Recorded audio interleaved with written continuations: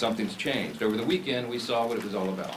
The Democrats made crystal clear that this is about politics. The politics were on full display. The politics, the spectacle, is what the mobs, the crowds, the rallies this week were all about. It was quite ironic, though. The irony was very glaring. They called it the No Kings Rally. But the great irony, of course, that we pointed out over and over was if President Trump was a king, the government would be open.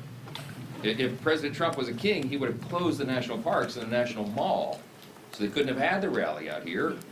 By the way, that's what President Obama did during the shutdown in 2013, closed all the parks and the National Mall.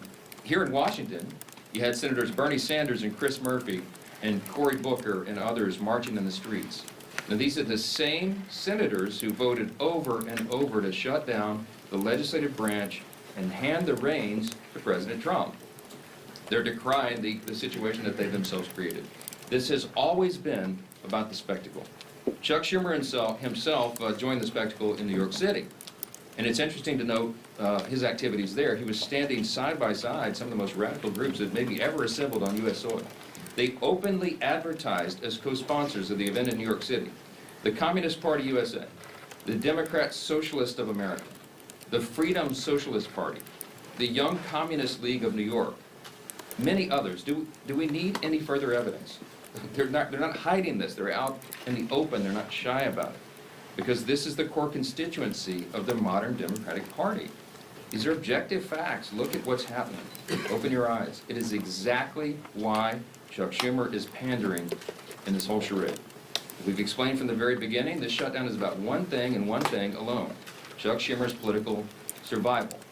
Now, I noted on Friday the lead organizer of the rallies this weekend issued an open threat to Democrats. Quote, "The cavalry is coming in on October 18th, and they're either going to be celebrating with you, or they're going to be calling for new leadership." Now that's a direct threat to Chuck Schumer, and he heard the message.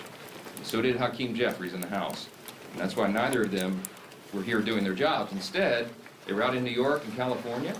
They were catering to the same radical base that is just days away from electing an open Marxist as mayor of New York City. And now that Chuck Schumer has had his spectacle, he's had his big protest against America, this is our plea. We're asking, and I think everybody in this room and everybody watching, listening to our voices this morning should be hoping that he is finally now ready to go to work and end this shutdown and stop inflicting pain on the American people.